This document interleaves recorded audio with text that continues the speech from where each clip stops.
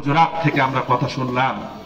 এই সূরা হুজুরাতের উপরে আল্লাহ যতগুলি আদেশ মুমিনদেরকে দিয়েছেন, এই আদেশগুলি যদি আমরা নিজের জীবনে বাস্তবায়ন করি, ওই সমাজের মানুষ যদি বাস্তবায়ন করে, ওর চেয়ে সুখী সমৃদ্ধ সুন্দর সমাজ আর হতে পারে? পারে। এই জন্য সামাজিক ম্যানার আল্লাহ শিখাচ্ছেন। আল্লাহ যেন আমাদেরকে সূরা হুজুরাতের উপরে আমল করে একটি সুখী সমৃদ্ধ সমাজ গড়ার তৌফিক দেন, বলে আল্লাহুম্মা আমিন। এই বাংলার মানুষ যেন এই সূরা হুজুরাতের উপরে আমল করে, এই আমলটা খুব বেশি দরকার। এটা করতে পারলে আল্লাহ তাআলা আমাদেরকে তার সম্মানিত বান্দা হিসেবে কবুল করুন, আল্লাহুম্মা আমিন। এবার আসেন আল্লাহ রাব্বুল আলামিন, আমরা তো এসেছি মসজিদের মাহফিল শোনার জন্য। কিসের জন্য? মসজিদের মাহফিল শোনার জন্য এসেছি। আল্লাহ পাক আমাদের জন্য আমাদেরকে কবুল করেছেন তাফসীরের ময়দানে। শেষ মুনাজাত না হওয়া পর্যন্ত কিছুক্ষণের মধ্যে মুনাজাতে যাব, তার আগ পর্যন্ত কেউ যাবেন না। শেষ মুহূর্তে আমি আপনাদেরকে যে কথাটা বলতে চাই, সূরা হাদীদ থেকে একটি আয়াতে কারিমা তিলাওয়াত করে তারপরে কথা শেষ করব। আল্লাহ পাক বলেন, আল্লাহ রাব্বুল আলামিন বলেন, মান যাল্লাযী يقرض الله قرضا حسنا فيضاعفه له وله أجر كريم। الله أكبر বলেন। আল্লাহর নবী মসজিদে নববীতে বসা, সাহাবায়ে কেরাম বসা আছেন সামনে। এমন সময়ে জিবরাইল আমিন আয়াতে কারিমা নিয়ে আসলেন। নাযিল হলো আয়াতে কারিমা। আল্লাহর নবী সাহাবীদের সামনে আয়াতে কারিমা তিলাওয়াত করতে থাকলেন। তিলাওয়াত করার সঙ্গে সঙ্গে আয়াত আল্লাহ কি বলছেন আগে জানার চেষ্টা করি। আল্লাহ বলেন, মান যাল্লাযী, যে ব্যক্তি ইউকরিদুল্লাহা করদান হাসানা, আল্লাহকে কর্জে হাসানা দেবে। কি দেবে? আল্লাহকে কর্জে হাসানা দেবে। ইউকরিদুল্লাহা করদান হাসানা, আল্লাহকে যে ব্যক্তি কর্জে হাসানা দেবে, আল্লাহ রাব্বুল আলামিন বলেন, আল্লাহ পাক ফায়ুদাইফাহু লাহু ওয়া লাহু আজরুন কারীম। রাব্বুল আলামিন ওই কর্জে হাসানাটাকে বহু গুণে বাড়ায় দিয়া আবার বান্দাকে ফিরায় দেবে। সুবহানাল্লাহ বলেন, সুবহানাল্লাহ বলেন। আল্লাহ যেটাকে বাড়াবেন ওইটা কি কম বাড়বে না বেশি বাড়বে? বেশি বাড়বে। এবার আসেন, আজরুন কারীম বলতে মুফাসসিররা বলেছেন ওই বান্দাকে আল্লাহ তাআলা জান্নাতুল ফেরদাউস দিয়ে ধন্য করবেন।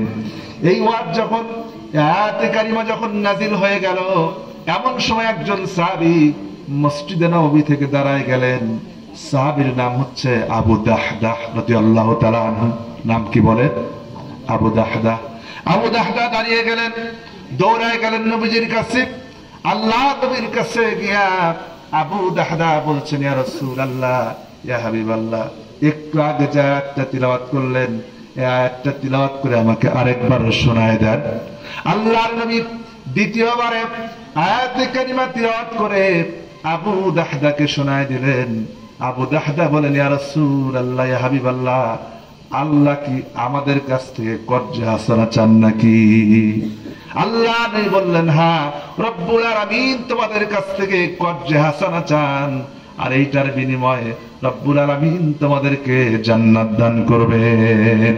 হযরত আবু দাহদা বললেন, তাই নাকি? আল্লাহ নবী বললেন, হ্যাঁ। আবু দাহদা রাদিয়াল্লাহু তাআলা আনহু মদিনার ভিতরে সবচেয়ে বড় খেজুর বাগানের মালিক ছিলেন। আবু দাহদা রাদিয়াল্লাহু তাআলা আনহু যে বাগানে একটা না দুইটা না, হাদিস শরীফে এসেছে 600টা খেজুরের গাছ ছিল। যারা বলেন কয়টা? 600 খেজুরের গাছ।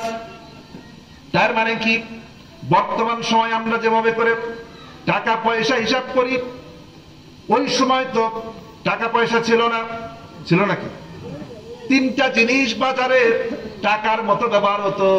একটা হচ্ছে স্বর্ণ মুদ্রা, রৌপ্য মুদ্রা, আর খেজুর। খেজুরের বিনিময় করে খেজুর দিয়ে গম কিনতেন, খেজুর দিয়ে চাউল কিনতেন, খেজুর দিয়ে অন্যান্য জিনিস কিনতেন। খেজুরটা মুদ্রার মতো করে ব্যবহার হতো। তার মানে বর্তমানে টাকার সঙ্গে যদি হিসাব করি, তার মানে আবু দাহদা রাদিয়াল্লাহু আনহুর শুধু খেজুর গাছ ছিল না, ওই সময়ের হিসাব করতে গেলে আর বর্তমান হিসেবে মিলাতে গেলে আল্লাহ রাব্বুল আলামিন আবু দাহদাকে 600টা টাকার গাছ দান করেছিলেন। ঠিক কি রকম? এই হিসাব করতে গেলে তো তাই হয়। হযরত আবু দাহদা রাদিয়াল্লাহু তাআলা আনহু আল্লাহ নবীজির হাতে হাত রাখলেন, বললেন, ইয়া রাসূলুল্লাহ, ইয়া হাবিবাল্লাহ, আল্লাহ যেহেতু আমার কাছে কর্জে হাসানা চেয়েছেন, আমি আমার 600 গাছ সম্পন্ন খেজুর বাগান পুরাটা আমি আমার আল্লাহ রাব্বুল আলামিনকে কর্জে হাসানা দিয়া দিলাম। সঙ্গে সঙ্গে আবু দাহদার রাদিয়াল্লাহু তাআলা আনহু এক মুহূর্ত দেরি করলেন না, মসজিদে নববীতে দৌড় দিলেন বাড়ির দিকে। এমন খেজুর বাগান, যেই খেজুর বাগানটা ছাড়া আবু দাহদার দ্বিতীয় কোনো সম্পদ ছিল না, আলাদা কোনো বাড়ি ঘর ছিল না। ওই খেজুর বাগানের মধ্যেই বাড়ি, খেজুর বাগানের মধ্যেই ঘর। চলে গেলেন বাগানের ভিতরে। বাগানের ভিতরে যায় বাড়ির বাইরে থেকে স্ত্রীকে ডাকলেন, উম্মে দাহদাহকে ডাকলেন। উম্মে দাহদাহ প্রাণীর স্ত্রীরা তাড়াতাড়ি করে বাইরে আসো। উম্মে দাহদাহ রাদিয়াল্লাহু তাআলা আনহা তিনি স্বামীকে ডাকলেন, আপনি ভিতরে আসেন। আবু দাহদাহ বলছেন, আমি আর ভিতরে যাব না, এই বাড়ি এই বাগান শুদ্ধা যা কিছু আছে সবকিছু আমি আমার আল্লাহ রাব্বুল আলামিনকে কর্জে হাসানা দিয়েছি। উম্মে দাহদাহ আবু দাহদার স্ত্রী শুনে মনে হয় রাগ করলেন, বেজার হলেন। আমাদের দেশের স্ত্রী হলে কি করত? ঝাঁটা ধরত, ঠিক কিনা কোন? আগে ঝাঁটা ধরত।